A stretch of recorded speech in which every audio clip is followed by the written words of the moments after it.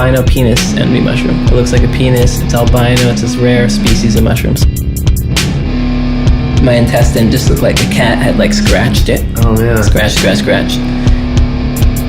And then I ended up in this like riot situation and then just like scared for my life and police were running after me but still it was fun. It was really fun. But they still got director credit. Yeah. I grew up loving Floria Sigismondi and Paul Hunter. I wanted to make music so I could make a music I think video. that's smart. Give us all your money and we'll make more of this. Yeah. And you'll love it. This is the Cameron Adair podcast with me, Cameron Adair. This is episode 10. Today on the show is Danilo Parra. Danny's a director. He makes music videos and shows on Vice.com and for the Vice Network. He's done music videos for A$AP Rocky and recently was nominated for a UK VMA. I grew up with Danny and we've known each other for probably around 16 years. We hadn't seen each other in 6, so we spent some time catching up. In this episode, we met up at the Vice offices in Brooklyn. We talk about Danny moving to New York and going from an intern to having his videos featured on Nowness to going to the UK for award nominations. We also talk about drugs and his work with his friend Hamilton Morris, who I also got to meet on their web series and soon-to-be TV show, Hamilton's Pharmacopeia. Here's Danny.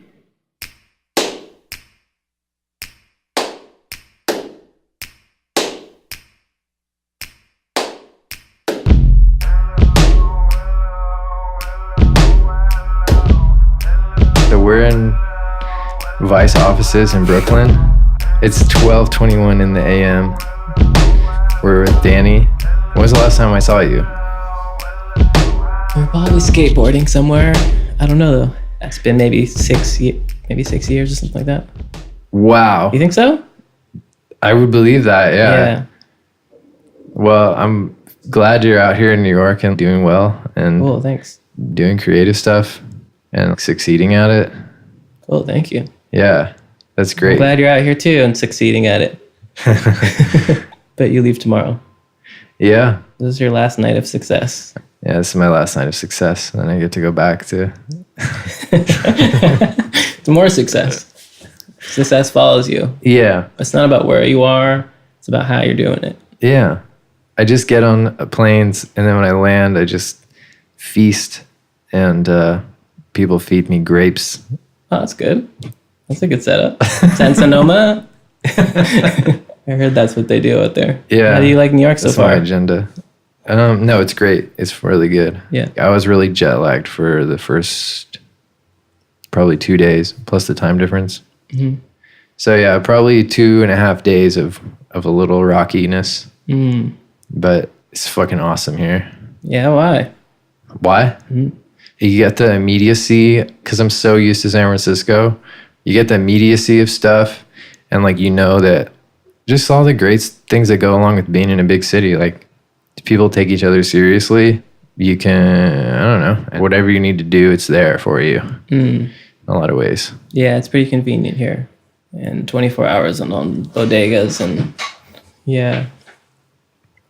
All the grass is always greener though, I think. Sometimes I think about going back to San Francisco. And San Francisco is a beautiful city and awesome food. Healthier, I think, than living here. Yeah. And more chill, slow down. But I guess that's why I like it for now. I think I'll live here till I run out of steam. Then I'll go back.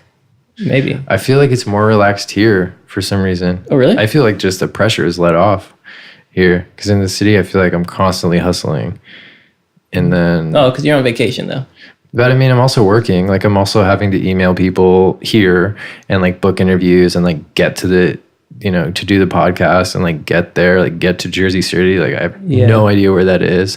I've never driven on the one that goes down the east side of Manhattan, the FDR. Oh, the FDR? Yeah. Yeah, that's so. right? Yeah, I think so. And then or the West Side Highway? Yeah, like, I didn't even know what that was. I don't know either, actually. I don't drive. I haven't driven. Yeah, I haven't driven out here. Or the, what's the Brooklyn street that goes through Brooklyn? Like, the... BQE? QE, yeah. BQE. See, I feel so. Brooklyn Queens Expressway. I'm old enough that I should like know this stuff. but Why? I You don't. just showed up. Yeah, I guess so. I was learning quickly. Mm-hmm. So, how long have you been out here? Because when I moved to San Francisco, I was staying with you. My first times there was staying with you in the Upper Haight. Oh, hell yeah. And sleeping on your floor. Uh-huh. Yeah. Uh-huh. And you had your awesome synth that you brought? I forget which one I had at that point. I forget too. It was black and white, and it looked like it was like a Moog. Okay, yeah, it was a Moog. It was a mini Moog. Yeah. I had that with me. Mm-hmm. You brought it. And then what happened from there? I know I went back to LA. Okay. And then eventually went back to the city and got a job in an apartment. And then just stayed put for 7 years. How long after that did you move out here? When I lived there, I was going to SF State. I dropped out of SF State. Then I went to the Academy of Art, and I was there for 2 years, I think. Uh-huh. And then I dropped out of the Academy of Art, and then I moved here. So maybe 3 years later, 2.5 years later, maybe. Were you still living in that apartment in the Upper Haight? Or No, were you no. commuting or what? I lived with my brother for a while, right by Wallenberg. I don't remember the streets. So Fulton and USF Midtown area. Yeah, USF, right by USF. Yep. Uh-huh. So I lived there for a bit when I went to Academy of Art. And then I quit that because my friend started working at Vice out here. My friend Brian. And he told me you should come out to New York. Love Brian? Love Brian, yeah. Yeah. Lovebrian.com. Yeah, he left and moved here. And first we like made fun of him and thought he was trying to be all cool in New York and stuff like that.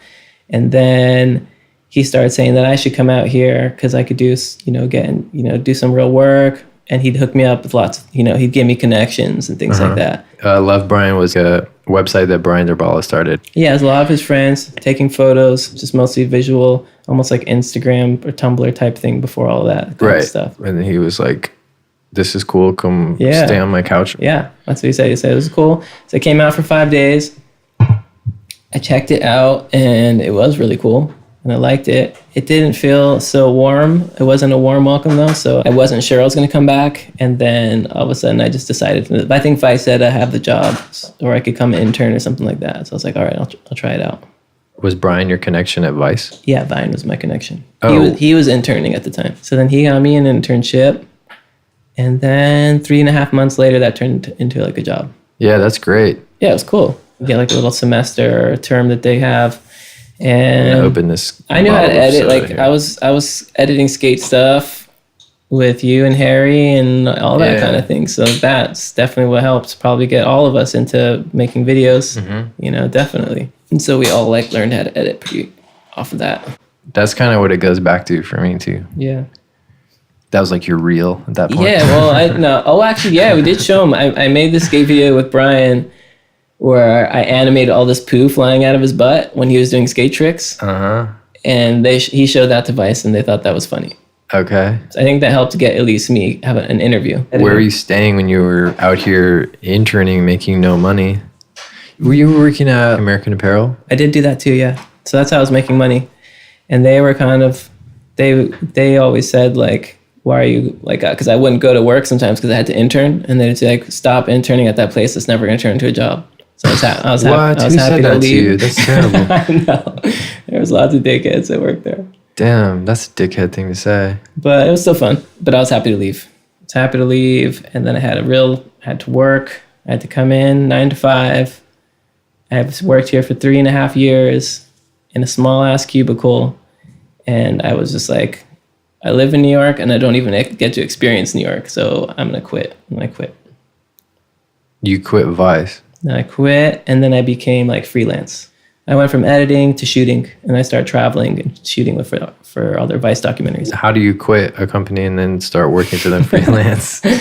Well, a lot of people would quit Vice and they would do it the wrong way. And I would see how they would do it and they'd just get angry one day, flip their shit and leave, never come back. Uh-huh. And so I just wanted to keep good terms, say, listen, I want to have my life, explore the world, whatever. So I'd like to stay on good terms with you guys. Yeah. So let's do other stuff. What was your job title that you were quitting? I was an editor when I quit. When I started, I was editing sales reels for like 2.5 years. So I was editing all these videos. Internal, yeah. All the footage and documentaries mixed into this one giant trailer that the CEO of the company would like narrate over, tell the whole mission statement of Vice. A sales reel is an internal thing where they'd edit together a bunch of different projects, and then they'd show that to raise money. Yeah, to show like, this is our cool company. Here's a flash of a minute and a half of our best content. Give us all your money and we'll make more of this. Yeah. And you'll love it. And so I did that, and then I kind of like wanted to move on. But that editing, all that editing type of editing was all kind of from skateboard stuff. It was just montaging clips and setting it to music and things like that. Was there any gamble involved in saying, I'm going to go freelance? It was a big gamble because the whole stock market thing crashed. And I think a lot of people weren't happy at Vice, but when Current TV was firing all these people, Vice was still hiring people. So Vice was still a secure place. It felt like the only secure place to be in the media like industry at the time. So I was quitting, and I was, losing my health insurance. I just found out I had a disease when I was quitting, left my health insurance. And then, but then I moved into a place that was $500 for rent. So I made it work. Like, did you have stuff lined up, or did you have to like sell clothes for a while or something? No, well, so when I worked those 3.5 years at Vice, I met everybody and I was friends with everybody. And I worked with all these producers. And producers are the ones that would find people to take on shoots. Yeah. And they knew I was interested in shooting, and I knew how to do it somewhat. So a couple weeks after I quit, I actually got my first travel job, and I went around Europe for a whole month filming all this skateboarding type stuff. So it was like, so I had like a day rate, and I ended up making more money, was free. Right. Wasn't in a cubicle. Yeah. So it worked. That's a cool. I got lucky. Yeah. And then from there, it was just more freelance stuff. Yeah, and it was just freelance stuff. It was still Vice at that time. I didn't know anybody else, and they would call me enough times to keep me afloat, I guess. Yeah, I worked at Hyde Street Studios at the recording studio as an intern, and there was never any work. It was shitty. I mean, it's totally different now. Just a lot. Is it in San Francisco? The studio is, yeah. What's the stuff you're doing now? You're shooting just now at what's his name? Hamilton. At Hamilton's apartment. Yeah. Not far from here. Not far from here. Close to my house too. We're shooting a story about PCP. He's getting a TV show, or we're trying to get him a TV show. We're in pilot mode for a TV show. So Vice has taken a lot of their online TV shows, online webisodes, and turning them into TV shows on the whole network. So we're kind of like way behind in delivering our first documentary. Oh, it's a pilot. It's a pilot, yeah. You're pitching it to them for the Vice network. Well, they actually asked us to make it, and gave us all the money to go off and make a pilot for the story. And it's actually gonna be a really good story. I think they'll like it, but it's taken longer than some of the other pilots. But anyways, it's gonna be a good piece, and it was unusual one. I've worked with Hamilton for like 4 years now, so I'm the one they always kind of bring to work with him, because we work together well, and we're also like best friends too. So we just have like he feels comfortable when I'm behind the camera, and he's feel comfortable when we're both editing together. So it's a nice kind of like comfortable, but like, good working environment. But I also learn a lot. I'm also like one of the biggest fans. I'm like a big fan of the show. So I'm like really happy to work on it, because I was a fan on it before I started working on it. If it's already an existing show, what's the pilot? It's just a different format. It's a different amount of time, different pace. Yeah, now it's an hour show. Okay. It went from being like when I was on the internet, it could be 5 minutes, or it could be 22 minutes or something like that. Now it has a set time. More money was put into it, so now there's multiple camera people shooting it. Now they just kind of like upped it, so we're trying to figure out how it fits on the TV world rather than like... Vice has a cable channel? Yeah, it's new. Okay. Yeah, it's all new. What was the show called before, when it was existing only online? Online, and for the TV show, it's called Hamilton's Pharmacopeia. Okay. Hamilton's Pharmacopeia. So it's really like obscure drug stories. Yeah. Like we did one in South Africa about people who use HIV medicine to get high. Kind of has like a psychedelic type of high that it gives some of the patients. And so they'd be hallucinating when they take their pills. People found out about it. People started mixing it with heroin, made this drug called niobe. And it's this kind of like cocktail of all these different drugs mixed into it. So we kind of go out there, check it out. I think he took the HIV pill to try it to see what the psychedelic kind of, a lot of times he'll try the drug in the documentary. And it's an exploration of like the culture, the people, the lies, the truth behind all these, because there's so many rumors, I think, around drugs. Lots of negative things said. What kind of drugs does dude do for the show? It's a variety. I think now this TV, he might not be able to do drugs on camera unless it's a legal drug somehow. But sometimes the drugs are so obscure that they are legal. Not enough people have like started a craze around these drugs that the government made them illegal because they're just unknown. But we're hopefully going to do a piece about a psychedelic fish, which might be the next thing we're working on, if everything is good. The first piece he did for his original show was a psychedelic frog. And that's like something where you prod a frog that has like some type of venom comes out of it in the Amazon. And it's kind of like an opiate, I think, type effect. It's lots of random drugs. Truffles, mushrooms, HIV medicines, methaqualone, quaaludes, How does he pick, or whoever comes up with the... Yeah, he comes up with the stories. He does? Yeah. Like something he does, so he has like a chemistry, neuroscience, and pharmacology background in his studies. And he'll come across a lot of really interesting stories in scientific journals. That's some of how he comes across. I think that's partially how he comes across these unique stories that some people haven't done before. How do you find ideas for the shows? A lot of times it's Hamilton, he'll come up with it. And we go back and forth on like what to do a piece on. Like we might do a piece on mushrooms, but then we might do it on this certain type of mushroom. There's this mushroom called albino penis envy mushroom. It looks like a penis. It's albino. It's this rare species of mushroom. So we'll kind of take an obscure look at a certain type of mushroom instead of just mushrooms altogether. Yeah, psilocybin is the main one. Yeah, psilocybin mushrooms. Yeah. Have you done mushrooms before? Yeah. You like it? The first time I did it, I took way too much, and it was. I think if it was a more controlled environment, every time I've done it, it's not been controlled or chill. Oh, really? Last time I did it, we went hiking in Marin, and I threw up. Oh, shit. It wasn't good? Well, just the hiking. Oh, yeah. Plus, it was too much hiking. But, I like it. I'm not really a psychedelic person. I like to be calmed down. Yeah, I mean, you were into a lot of this stuff way before I was, because I'm pretty late in the game for a lot of this stuff. Like even weed, I was really anti-weed in high school. Didn't want any of my friends to smoke weed. I just wanted everyone to skate. Oh yeah. But then you guys were already like, I feel like ahead of the game now. That's now looking back at it.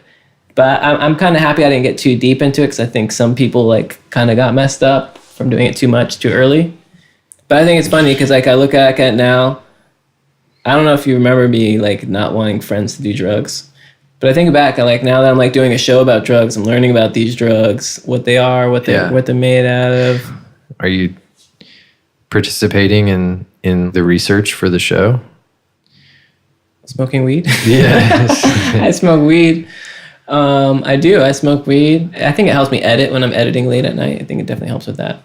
I found out I had Crohn's disease though. Like that was the disease I found out I had when I was leaving work, when I was quitting my job, and I was like, I need healthcare because I need to take care of that. But I just started eating really healthy. Weed also helped. My doctor told me to eat, like it was like doctors prescribed, Yeah. It definitely helps because it's like has like an anti-inflammatory or something effect for it. They're like makes it not bad. Do you know what Crohn's disease is? I was about to ask. Yeah, I don't really know what it is. Oh, yeah, you do. What are you talking about? It's like it's an autoimmune disease. It's like an intestinal disorder. I actually don't know 100% too much about what it actually is, but I know the doctor, they had to put a camera inside me, and my intestine just looked like a cat had like scratched it. Oh man. Scratched.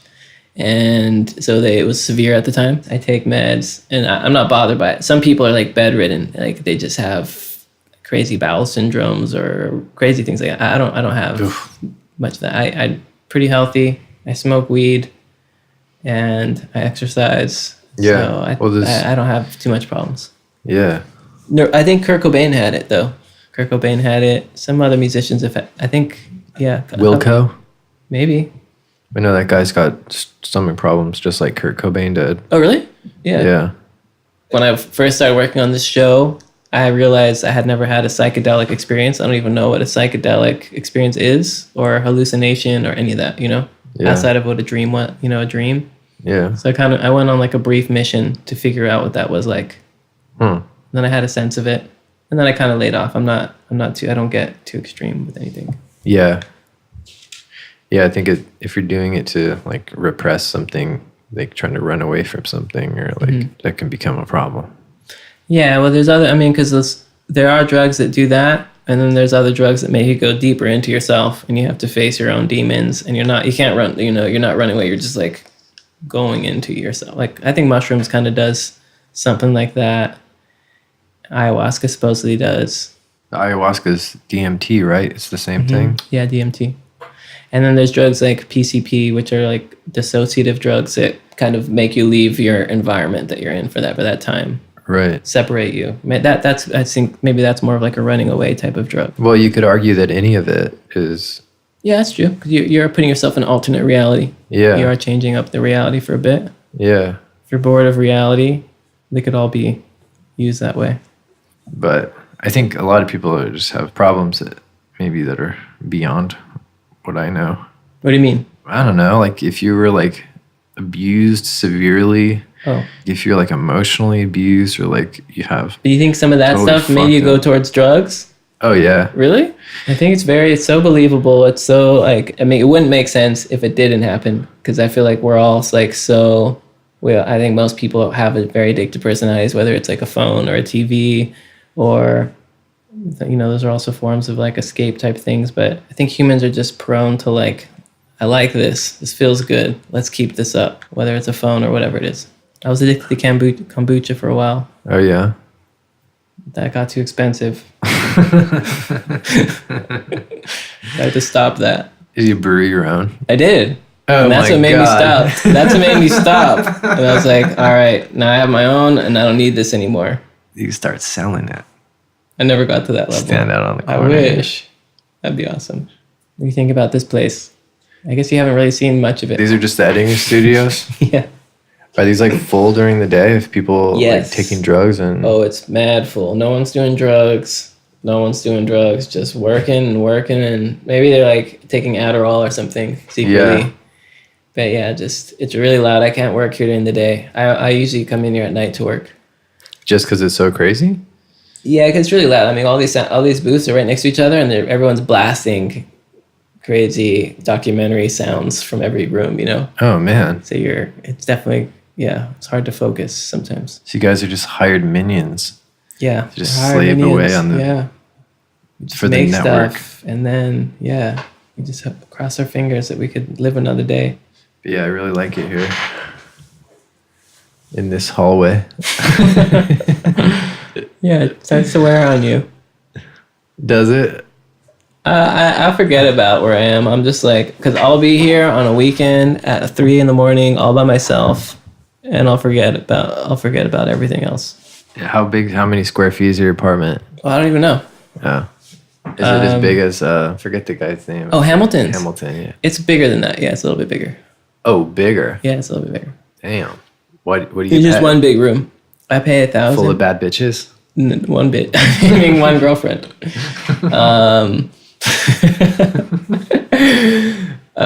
One nice girlfriend.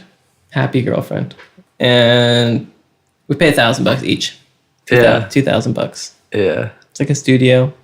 I was paying $1,300 a month for 7 years. Oh, shit. It's too fucking crazy. Yeah. San Francisco's more expensive than here, though, I think now. They switch places. Yep. Facebook forced that to happen, I think, and all those other places. It's true. What does your girlfriend do?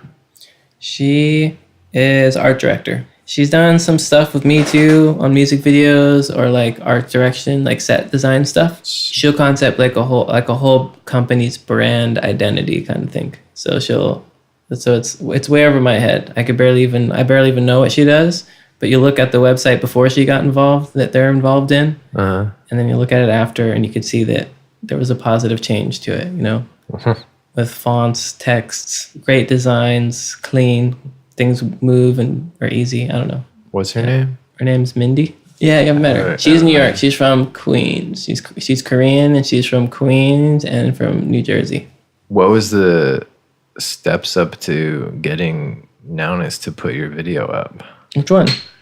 The music video that I put out recently? Yeah, with that Jackal? was the first one I saw on there. Yeah, the Jackal one. Actually, I just emailed. Well, I had done a project with them a month before. With some other guy. I had just filmed it and helped edit it.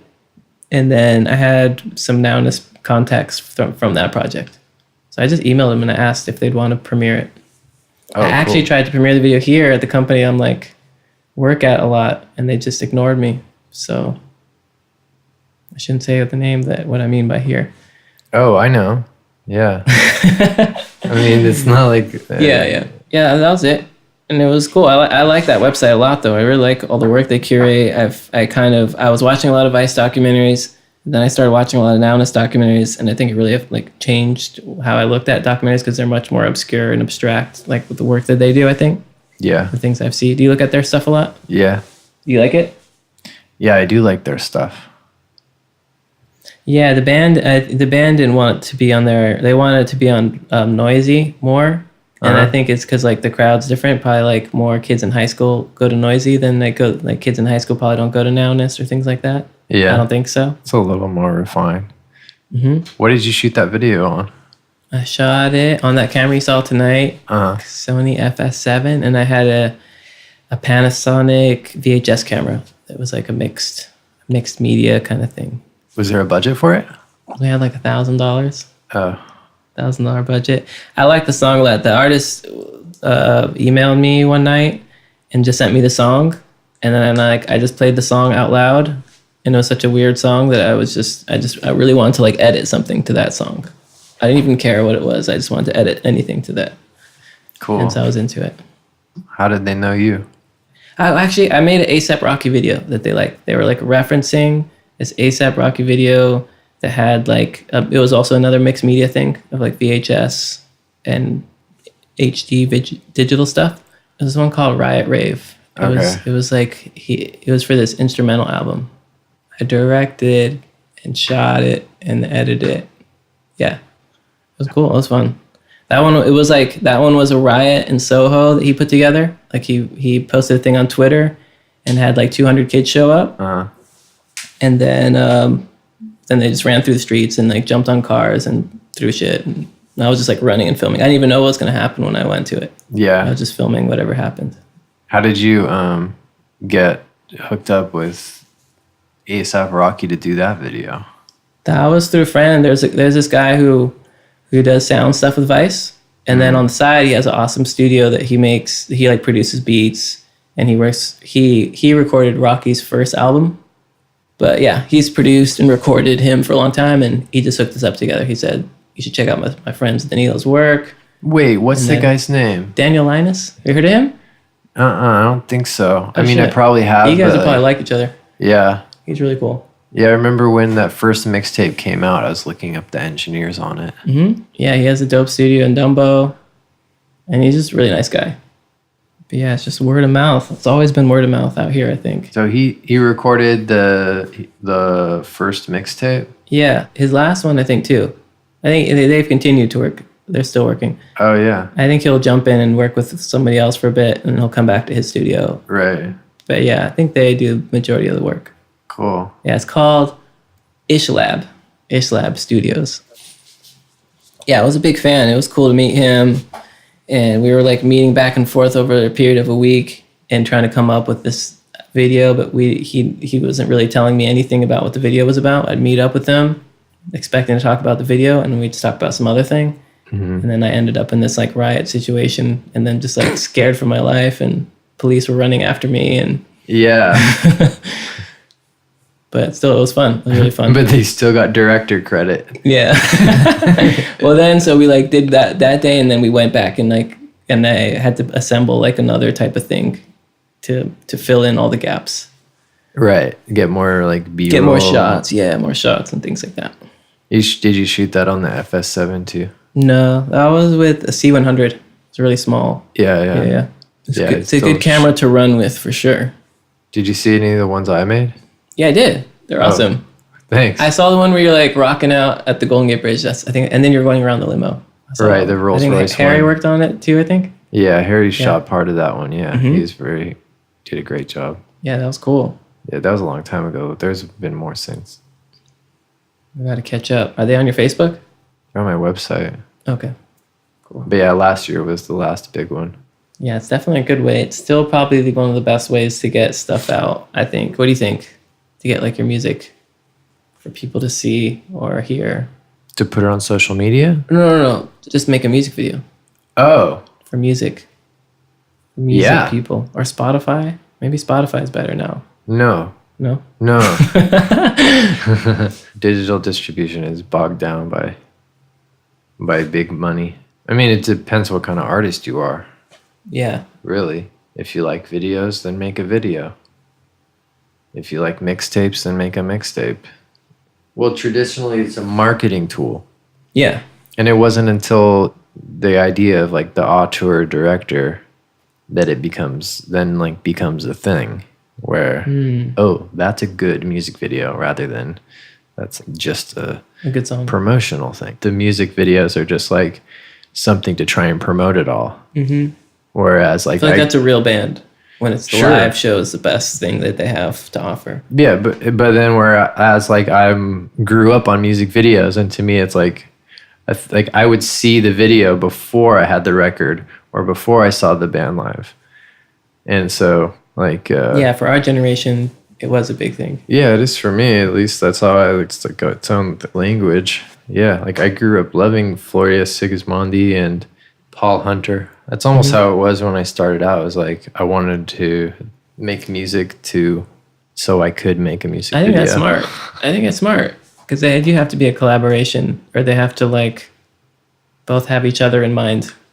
Yeah, I'm going to a music video awards ceremony in UK. I leave on Tuesday, and then I go to it, and it's on Thursday, and it's like all the people who are doing like music videos now, or a lot of them are there, which would be cool. It'd be cool to meet all these people. Like who?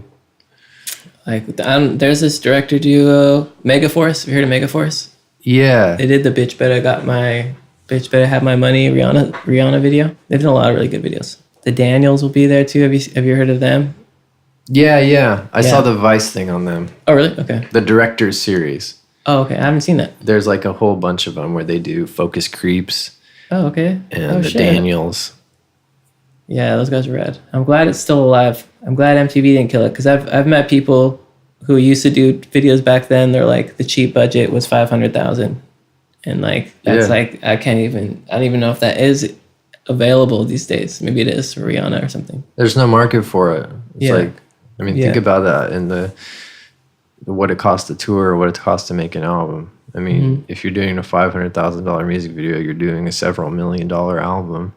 What's the festival called? It's called UK Music Video Awards. Are you nominated? I'm nominated, yeah. Oh shit. Got one nomination for the budget pop category.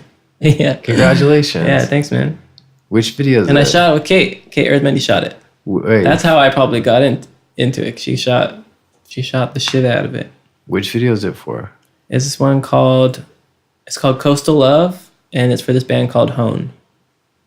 Oh, I saw that. It's all blue. It's shot in Montauk. Okay, yeah, I remember that. I remember seeing that when it came out. Yeah, that was fun. Who puts up the budget to shoot those on like an Airy, and like who put like, because those are Yeah, several that was on $1,000 Alexa. budget. How did you know it was on Alexa?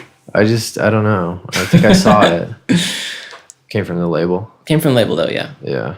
Yeah, I got asked to do the video, and I got asked to do the video with pounds in mind. So it was like, I forget how many pounds, but it's like double in American money. So it was enough. But I don't make any money off of. I don't make money off of those things. It all goes to the production and all that. So it's just fun. and it's nice. Even if it's a high budget video, as a director, you're still not going to pocket the money as much. Because you want it to just be as best as possible. I guess so. The director will come up with a concept, and then the concept will be approved. And if the concept's really hard to pull off, then you're probably gonna have to be spending a lot of money. But I think it's like definitely worth it in the end. Yeah. Because then you'll get to do more videos. You know, the goal is to like keep climbing the ladder with the best product you could put out there or whatever. Just something you have fun with. For me, it's a great escape from the documentary stuff I do, and it's like me being able to like jump in and create the world, whatever it is, and just have fun. It's more of like a self-expression of creating something that's not there before. Mm-hmm. Cool. For the love. For the love. Not for the cash. Not for the cash. As much. Mm-mm. But if you are able to do something where you get nominated for an award, I mean, then that's a pretty cool bonus. Yeah, it's fun. Yeah, it's good. I mean, I think, there's like a director's path. People make music videos, and then they make commercials, and then maybe one day they make a feature film. Seems like, I know there's a lot of people that do that kind of thing. Yeah. Yeah. So when is your flight leave for London? Leave Tuesday night, red eye. I bought a one-way ticket, so I'm going to take like a mini vacation after. Oh, they don't fly you out there? No, they didn't fly me out, no. Oh, and you can afford to just like chill in London where everything's twice as much? I'm just going to go for broke. Okay. I just want to take a break for a second. But right now is a good time to take a break. Do they put you up in a hotel or anything? No, I'm staying at a friend's house, so I have some friends out there. Oh, cool. Yeah. So I'm going to see friends. That's another good reason to see friends. Take a mini vacation. And I keep calling it a mini vacation, but maybe it's a normal size one. Might be 2 weeks. Nice. Maybe it'll be longer. You going to take a vacation soon? I think this is kind of my vacation. Oh, yeah. Yeah. My vacation. You took a mini vacation. Permanent vacation. Good. So when does the show come out? I have no idea. It still has to go through like the various levels of green lighting. Well, I think it just has to have 6 in the can. We have to have 6 episodes in the can. At least 6. Maybe 8. Yeah. Maybe that's how it goes. I don't know. This is my first time doing TV because when we do stuff for online, we would just take as long as we want, or not as long as we want, but we would take too long. And then, but it's like my feeling is that once it ends up anywhere, it's there forever. So why not spend as much time as possible? But of course, money is involved, so you don't have all the time in the world. Who are you up against? Do you know? I watch their videos. They're not directors I know other than like when I looked them up then. But they're good. Their videos were good. Who are the artists? I didn't recognize the bands that I'm going against. What was your artist again? The one you did? It's called Hone. Hone, right. Yeah, they're from England. England band. English. I'm gonna meet them for the first time when I go. Oh, cool. Because like I did a video for them, but we only talked on the phone once. And then just emails. And that's still considered low budget? Yeah, it's low budget. Yeah, What's it's the low cutoff? budget. I don't even know. I'm not sure. Like 10 G's or something? Yeah, the record label entered it, and they didn't even tell me they entered it. And then all of a sudden, I found out I was nominated. So did the band choose you, or did the record label choose you? So what happens is I got a brief in my email. It's like, do you want to do a video for this band? This is kind of what they want. But they send those emails to multiple people. Like I don't know how many. But I was up against one other person at the end. Like we were both. They liked 2 treatments. Mine was one of them, and then there was just a back and forth a lot, till they were just like, all right, you do it. How'd they initially know to send you an email? Maybe a dumb question. I'm represented by this lady in London. That's who I'm staying with in London. It's like lady. She started working at this company called Riff Raff, and they represent different directors. And I might be part of it now. I'm gonna meet with them when I get there too. Oh. But anyways, every once in a while she'll just send me like an email with a different band and a different song to listen to and see if I want to write a treatment for it. How do you do your treatments? I listen to the song. Usually what I do is I lay in bed either maybe in the dark or just put my head down to the blanket so it is dark, and I'll just listen to the song like 1,000 times and I'll think about it. Once I learned how to make treatments, it like started helping me get videos. Oh, really? Because I didn't know, like I would have ideas I thought were good, and I would just write them out, just like, without any design. nothing that would catch anyone's eye. Yeah, it's cool. It's a fun process. That process is fun because then it just ends up going back to creative writing, and I could just do that, just think and write and plan. And I'm like a nervous person in general, so I don't like to be in front of like a lot of people, and especially in that situation. So I just have to like, I plan the shit out of it so that I know like this time we're doing this up until that time, and then that time we're gonna do that, and I'll at least have a game plan. With music videos, I'll make a video storyboard too. So like outline like this is gonna happen at this part of the song, this is gonna happen at this part of the song, and I just kind of map it. So then when I edit it, I'll just know exactly where to like put all the pieces that I just filmed, you know? Yeah, I guess getting picked up by some kind of production house like Riff Raff, or there's so many of them. Yeah, there's a lot. How did they take notice of you initially? I did. While I was working with this, I was doing all these really low budget music videos for this band called Skaters, and they're on Warner Brothers. So I think I might have got represented because maybe the company wanted to work more with Warner Brothers too. Maybe I was a way to work with them, or maybe they just liked my work. I don't know. She the woman who started representing me, she just started this company called Entitled Films out of nowhere, and then she hit me up. And then I looked at who else she was representing, and it was all like cool, like, or, you know, people like me who are just kind of getting started. Yeah. But they're doing like things that were at least interesting to look at, you know? Right. So I was very much into it. But I mean, I would have random people like email me like, here, do a video. But having her just kind of brought in a lot more of that. More emails to my email boxes. Yeah. Which was nice. So she saw the stuff you did for Skaters? Yeah, she saw the Skaters. And she wanted to talk. Wrote you an email? Yeah, wrote me an email. And then we Skyped. And she was super cool. And now I'm going to go stay at her house. And she lives right by a skate park in London, which is tight. Oh, cool. Yeah. Where? South? It's called Mile End. Have you heard of that one? No. It's in some videos. I think it's an old one. It's like, it has just covered in graffiti and stuff. Nice. Yeah. All right. Is there anything else you want to say on record, or any shout outs you want to do? Yeah, Shout out to Cameron Adair. Thanks for doing this. Yeah, thank you, man. That was fun. All right, cool. You've been listening to the Cameron Adair podcast, produced by me, Cameron Adair. Thanks to Danilo. You can find his work online at danilop.com. That's DANILOP.com. This show is available on iTunes. It's on Stitcher. It's at cameronadair.com/podcast. Go on iTunes, subscribe to it, rate it, write a review, and join me next time.